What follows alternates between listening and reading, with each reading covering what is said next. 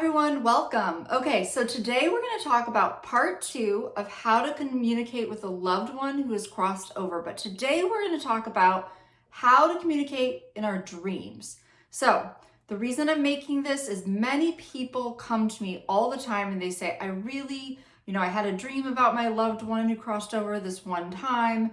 I haven't had one since, or I can't remember my dreams, or you desire in some way to communicate with your loved one in a dream.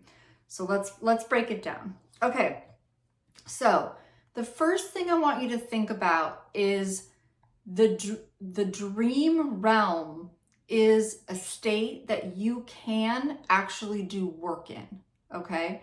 So if you know anything about lucid dreaming or this type of thing, you know that you can set the intention to lucid dream. So what I want you to do, just in a gentle, easy, curious way, so you're not forcing, just a gentle, easy, curious way, I want you to set the intention to start communicating with loved ones and to remember it, okay, the next day.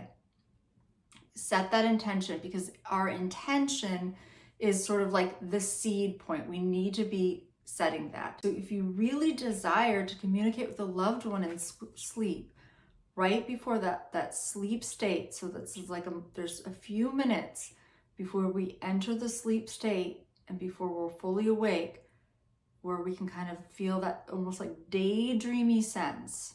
And right in that space, what I want you to do is start to just imagine that you're sitting at a table with your loved one. Just simple. It can be a kitchen table, it can be any table that comes to mind. Okay, now we're all different. So if that image somehow doesn't resonate with you or doesn't work with you, you can imagine that you're meeting your loved one in a garden. Okay, so wherever it is that you want to meet, I want you to imagine that you're doing this. Okay, so it's like an agreed upon location. Okay, it could be anywhere that makes you happy. So it could be somewhere from your childhood. It could be your favorite, you went to a lake house when you were a kid and you're going to meet by the lake.